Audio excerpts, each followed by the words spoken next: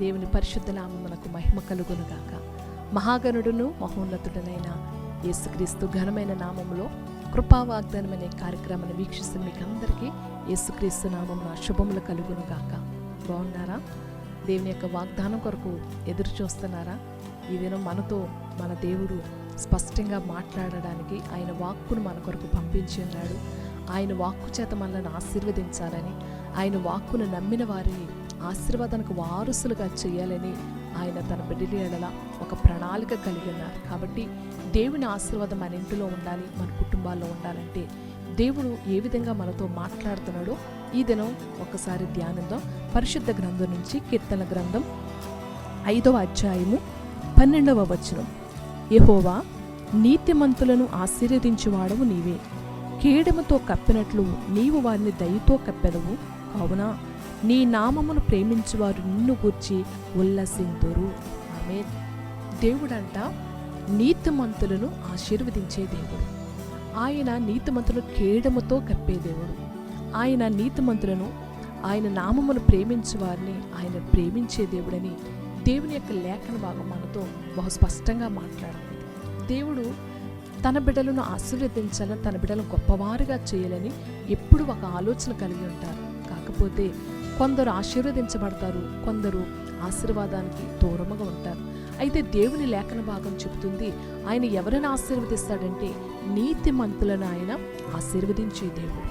అంతేకాదు, నీతిమంతులనంట ఆయన కేడముతో కప్పినట్లు దయతో వారిని కప్పుతాడు. అబ్రహాము జీవితంలో ఆయన తన ఇంటి వారందరితో ఉన్నప్పుడు ఈ ఆశీర్వాదం చూడలేదు. తననే తన బంధువులను విడిచిపెట్టి దేవుడు చెప్పిన స్థలమునకు అబ్రహాము ప్రయాణం చేసినప్పుడు అబ్రహామును దేవుడు బహుగా ఆశీర్వదించాడు. అందుకే అబ్రహాము గురించి వ్రాయబడిందంటే అబ్రహాము అన్ని విషయములలో ఆశీర్వాదం పొందినవాడు. అన్ని విషయాలు అతడు ఆశీర్వదించబడ్డాడు. అబ్రహాము అన్ని విషయాలు దీవించబడ్డాడు. ఎందుకంటే అబ్రహాము దేవుని నమ్మెను, అది అతనికి నీతిగా ఎంచబడను. దేవుడిని నమ్మిన అబ్రహాము నీతిమంతుడిగా తీర్చబడ్డాడు. నీతిమంతుడిగా తీర్చబడిన అబ్రహాము అన్ని విషయాల్లో కూడా ఆశీర్వదించబడ్డాడు. మన జీవితాల్లో కూడా ఆశీర్వాదాలు కావాలి.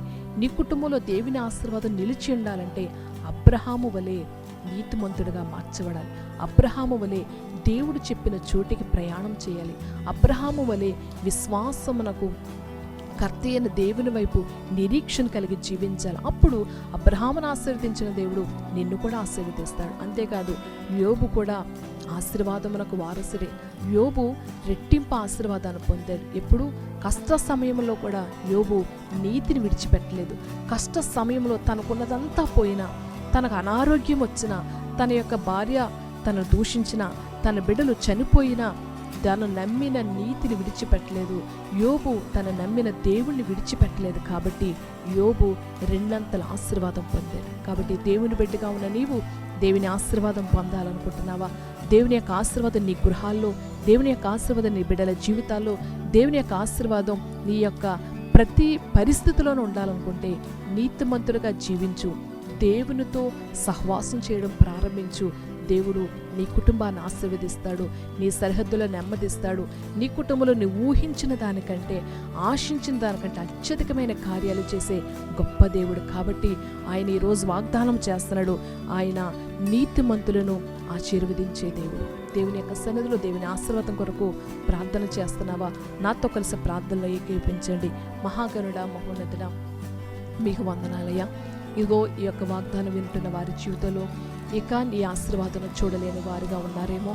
ఆర్థిక ఇబ్బందులతో, అప్పుల బాధలతో, కోర్టు సమస్యలతో, అనారోగ్య పరిస్థితుల్లో, ఒకవేళ హాస్పిటల్లో ఉండి వారి ధనమంతా వ్యర్థముగా హాస్పిటల్ పాలవుతుందేమో. దయచేసి వారిని క్షమించండి ప్రభువా. వారు అబ్రహాము వలె నీతో నడిచే కృపను వారికి దయచేయండి. యోబు వలె అయ్యా కష్ట సమయాల్లో కూడా వారి భక్తిని కాపాడుకుంటూ నీతిగా జీవించే కృపను వారికి దయచేసి అబ్రహామును అన్ని విషయాలు ఆశీర్వదించినట్లుగా, యోబుకు రెండంతల ఆశీర్వాదాన్ని ఇచ్చినట్లుగా ఈ వాగ్దానం విని నమ్మి విశ్వసించి అయ్యా ప్రార్థించిన వారి పట్ల నువ్వు జరిగించి వారిని ఆశీర్వాదములకు వారసులుగా చేసి కేడముతో కప్పినట్లుగా నీ దయ వారి మీద మీరు ఉంచి నేను వారిని నీకు సాక్షులుగా నిలవబెట్టమని యేసయ్య నామములో ఈ వాగ్దానం అయ్యా విని విశ్వసించిన వారి జీవితంలో నెరవేర్చి ఫలించమని ప్రార్థించి అడిగి వేడుకుంటున్నాను పరమ తండ్రి. ఆమేన్.